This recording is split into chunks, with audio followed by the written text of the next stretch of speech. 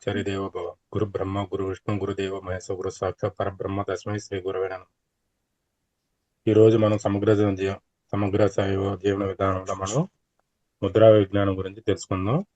మనము గణేష్ ముద్ర గురించి తెలుసుకుంటూ ఉన్నాము. ఈరోజు గణేష్ ముద్రలో వచ్చేసి 5వ ముద్ర గురించి తెలుసుకుందాము. ఈ ముద్ర పేరు వచ్చేసి పరశు ముద్ర అంటారు. ఈ ముద్ర చేసే విధానం వచ్చేసి మన యొక్క చేతు వేళ్ళన్నిటిని స్ట్రైట్ గా ఉంచుకోవాలి. ఈ విధంగా స్ట్రైట్ గా ఉంచుకొని ఎడమ చేతిలో కుడి చేతిని ఈ విధంగా ఉంచుకోవాలి.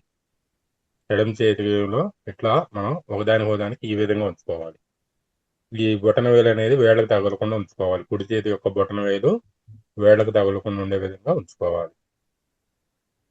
ఈ విధంగా పెట్టుకొని మనం అరచేతిని అడ్డంగా ఉంచుకోవాలి. ఇట్లా బోర్లు చేసి ఎడమ చేతికి పైన కుడి చేతిని బోర్లు చేసి ఇట్లా ఉంచేసి మనం ఈ విధంగా పెట్టుకొని 5 నిమిషాల పాటు దీన్ని చేయొచ్చు. దీంతో పాటు మనము మంత్రంతో చేయాల్సి ఉంటుంది. ఈ జపంతో మనము దీన్ని సాధన చేయాల్సి ఉంటుంది.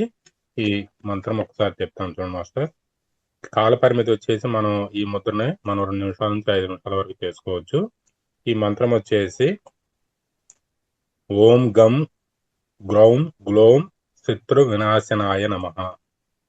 ఈ మంత్రం వచ్చేసి ఓం గం గ్రౌం గ్లోం శత్రు వినాశనాయ నమః.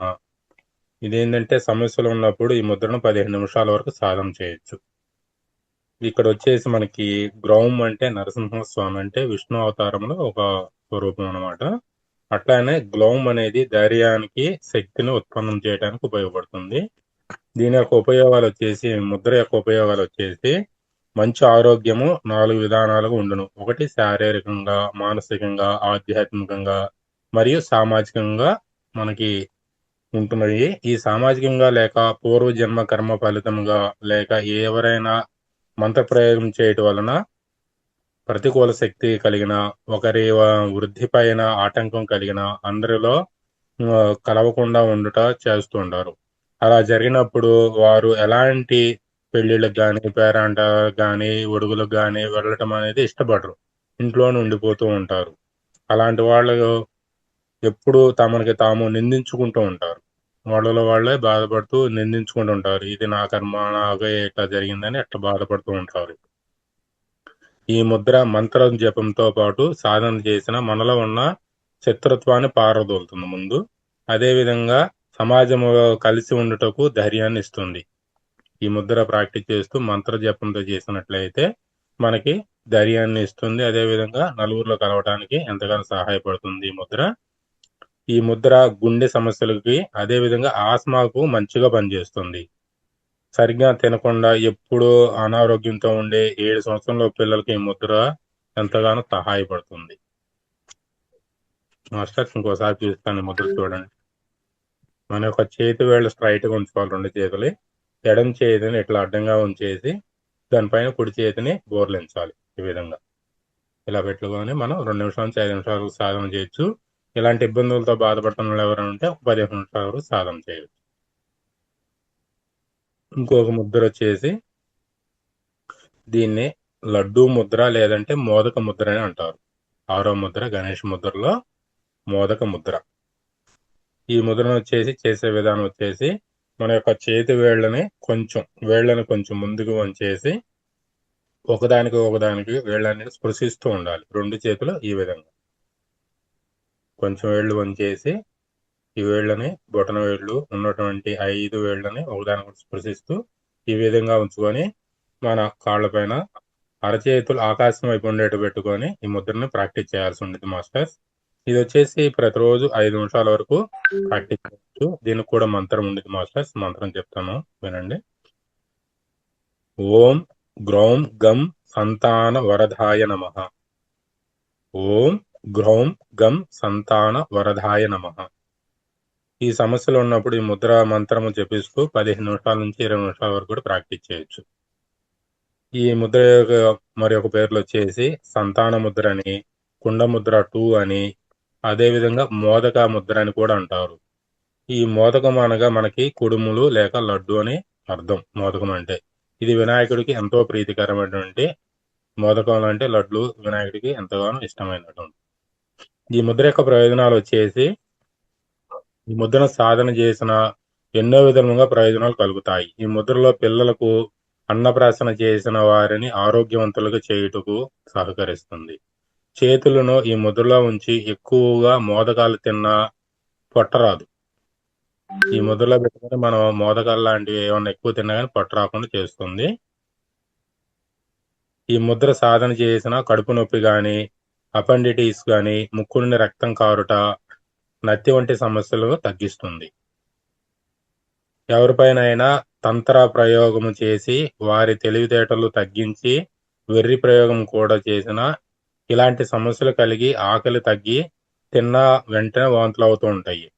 ఈ ముద్రను సాధన చేసిన ఆకలి పెరుగుతుంది. ఈ ముద్ర సంతానోత్పత్తికి కూడా ఎంతగానో ఉపయోగపడుతుంది.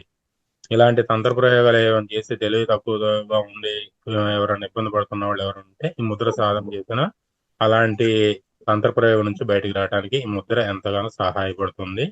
ఈ ముద్ర మనం మామూలుగా అయితే ఒక 5 నిమిషాలు ప్రాక్టీస్ చేయాల్సి ఉంటుంది. ఇలాంటి ఇబ్బందులతో ఎవరైనా ఉన్నట్టయితే 15 నిమిషాల నుంచి 20 నిమిషాల వరకు ప్రాక్టీస్ చేయొచ్చండి. ఈ ముద్రను ఇంకొకసారి చూస్తాను చూడండి. ఈ 2 చేతులు దగ్గర వేళ్లను కొంచెం వంచి ఉంచేసి అన్నిటిని కలిపి ఉంచాలి. స్పృశిస్తూ ఉండాలి. వేళ్లను ఒకదానికొకటి ఇట్లా స్పృశిస్తూ మన కాళ్ళు అరచేతులు ఆకాశం వైపు ఉండేట్టు పెట్టుకొని ఒక 5 నిమిషాలు ప్రాక్టీస్ చేయవచ్చు. ఆయుర్వేదం సంప్రదాయంగా పురాతన కాలం నుంచి వస్తున్న చౌకైన విలువైన వైద్య విధానం ఈ ఆయుర్వేదం అనేది. ఇతర వైద్య విధానాలతో పోలిస్తే ఆయుర్వేదము మనపై ఎటువంటి దుష్ప్రభావాలు అనేది కలిగించకుండా ఉంటుంది. అది ఆయుర్వేదం యొక్క గొప్ప లక్షణం. మనం తరచుగా ఎదుర్కొనే శరీర సమస్యల్లో ఆయుర్వేద పరిష్కారాలు అనేకం ఉంటాయి. ఎందుకంటే ఇప్పుడు సీజనల్ చలికాలం వచ్చింది కాబట్టి ప్రతి ఒక్కరు జలుబుకి దగ్గుకి లోనవుతూ ఉంటారు. ఈ జలుబు నుంచి దగ్గు నుంచి మనం ఇంట్లో ఉన్నటువంటి నిత్యావసర దినుసులతో ఎలా తగ్గించుకోవచ్చని తెలుసుకుందాం ముందు. జలుబుకు వచ్చేసి ఒక కప్పు పాలలో ఒక చిటికెడు పసుపు పొడిని కలిపి తీసుకుంటే జలుబు పరిశ్రమ అనేది తగ్గుతుంది. అదేవిధంగా ఒక గ్లాసు అనాస పండు రసములో మిరియాల పొడి ఉప్పు కలిపి తీసుకుంటే జలుబు తగ్గుతుంది. ఇంకోటి వచ్చేసి తులసాకుల రసముతో తేనెను కలిపి తీసుకుంటే జలుబు దగ్గు రెండూ తగ్గుతాయి. అదేవిధంగా మిరియాల పొడి పెరుగును కలిపి తింటే జలుబు తగ్గుతుంది. ఇంకోటి వచ్చేసి దగ్గు గురించి తెలుసుకుందాం మాస్టర్స్. నిప్పుల మీద వామును వేసి దాన్ని పొగను పీలిస్తే దగ్గు తగ్గుతుంది. అరటిపండు మధ్యలో మిరియాల పొడిని వేసి తింటే దగ్గు తగ్గుతుంది. పసుపు కొమ్ములను వేయించి చిన్న ముక్కలుగా కొట్టి 2 ముక్కలను దవడలో పెట్టుకుని రక్తాన్ని మింగుతాం వలన కూడా దగ్గు తగ్గుతుంది. పసుపు కొమ్ములని లవంగాలు ఎట్లా మనం బూగన పెట్టుకుంటే దగ్గు తగ్గుతుందో అదేవిధంగా పసుపు కొమ్ములను కూడా చిన్న ముక్కలు చేసి దవడల పక్కన పెట్టుకొని చప్పరిస్తూ ఉంటుంటే ఆ రసంతో మనకి దగ్గు తగ్గుతుంది.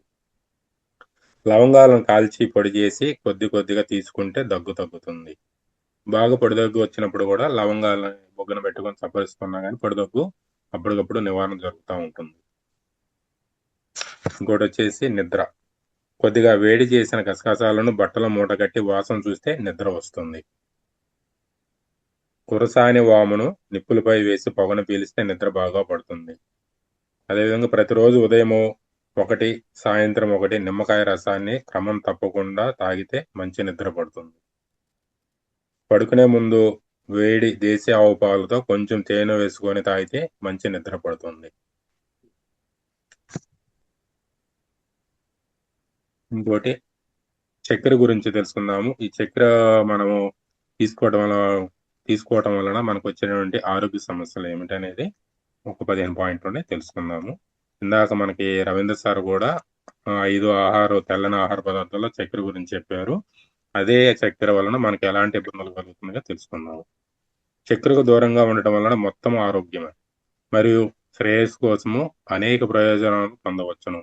చక్కెరను నివారించడం వల్ల 15 ఉపయోగాలు ఉన్నాయి మరియు అది ఎందుకు ప్రయోజనకరంగా ఉంటుందో తెలుసుకుందాం ఇప్పుడు. మొదటిది వచ్చేసి బరువు తగ్గించడానికి ఎంతగానో ఉపయోగపడుతుంది. చక్కెర ఎక్కువ తీసుకోవడం వల్ల అధిక బరువు అనేది పెరుగుతూ ఉంటారు ప్రతి ఒక్కరు. ఈ చక్కెర తీసుకోవటము తగ్గించడం వల్ల బరువు పెరగడానికి నిరోధించవచ్చు మరియు ఖాళీ క్యాలరీలను తగ్గించడం ద్వారా బరువు తగ్గడానికి ప్రోత్సహించబడుతుంది. రెండోది మెరుగైన బ్లడ్ షుగర్ నియంత్రణ.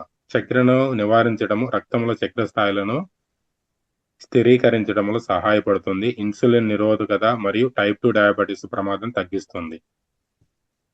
మూడోది గుండె జబ్బుల ప్రమాదం తగ్గుతుంది. చక్కెర తీసుకోవటం తగ్గించడం వలన గుండె జబ్బులకు సంబంధించిన ప్రమాదకరమైన అధిక కొలెస్ట్రాల్ మరియు ట్రైగ్లిజరైడ్ స్థాయిలను తగ్గించడం ద్వారా మెరుగైన గుండె ఆరోగ్యానికి దారితీస్తుంది. పెరిగిన శక్తి స్థాయిలు. చక్కెరను తగ్గించడం వలన శక్తి క్రషర్లు మరియు శక్తి స్థాయిలో హెచ్చుతగ్గులు నివారించవచ్చు. ఇది రోజంతా మరింత స్థిరమైన శక్తిని పొందవచ్చును. మెరుగైన దంత ఆరోగ్యం. తక్కువ చక్కెర వినియోగము దంతక్షయము మరియు క్యావిటీలను నివారించడంలో సహాయపడుతుంది.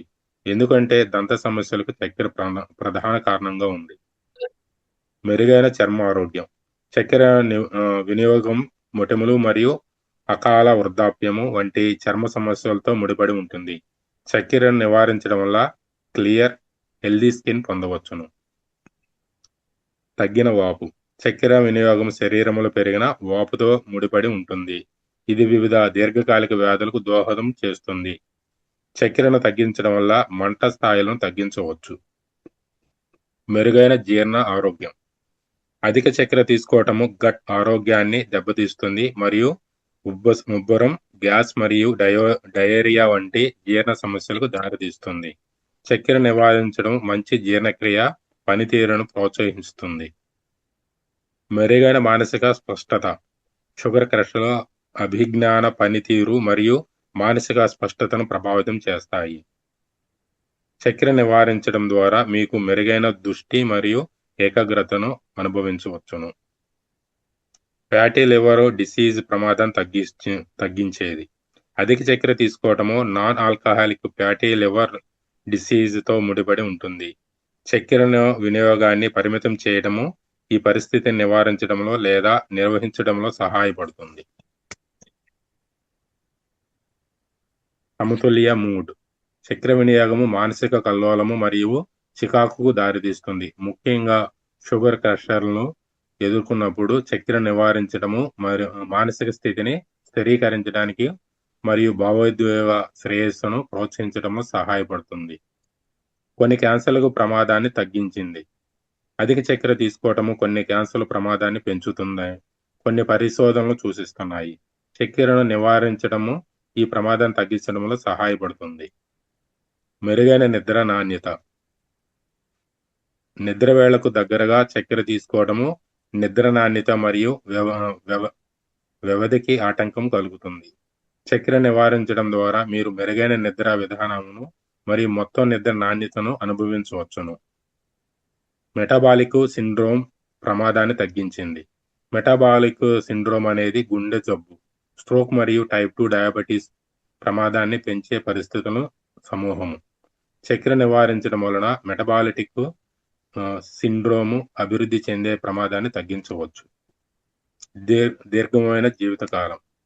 మొత్తం మీద చక్కెరను నివారించడము మరియు సమతుల్య ఆహారాన్ని నిర్వహించడము వలన మెరుగైన మొత్తం ఆరోగ్యము మరియు దీర్ఘాయువు దోహదపడుతుంది. తద్వారా మీరు రాబోయే సంవత్సరంలో అధిక నాణ్యత గల జీవితాన్ని ఆస్వాదించవచ్చు. చక్కెర తీసుకోవటము తగ్గించడం అనేక ప్రయోజనాలను కలిగినప్పటికీ సమతుల్య మరియు స్థిరమైన మార్గంలో దీన్ని చేయడం చాలా అవసరం. చక్కెర కలిగిన ఆహారాలు మరియు పానీయాలు పోషకమైన ప్రత్యామ్నాయాలతో భర్తీ చేయడం మరియు పండ్లు, కూరగాయలు, తృణధాన్యాలు, లీన్ ప్రోటీన్ మరియు ఆరోగ్యకరమైన కొవ్వులతో కూడిన విభిన్నమైన ఆహారాన్ని నిర్వహించడంపై దృష్టి పెట్టండి. ఈ విధంగా చక్కెరకు దూరంగా ఉండటం వల్ల మన ఆరోగ్యాన్ని ఎంతగానో మన చేతుల్లో ఉంటుంది. కాబట్టి ఈ చక్కెర కూడా మనం తీసుకోవడం తగ్గించడంతో సంపూర్ణ ఆరోగ్యంతో దీర్ఘాయువుతో మనం జీవించడానికి ఎంతగానో సహాయపడుతుంది. Thank you madam. ఈ సదా అవకాశం కల్పించిన మీకు రంగనాథ్ సార్ గారు సదవస్పటి ఆత్మ ప్రణామం.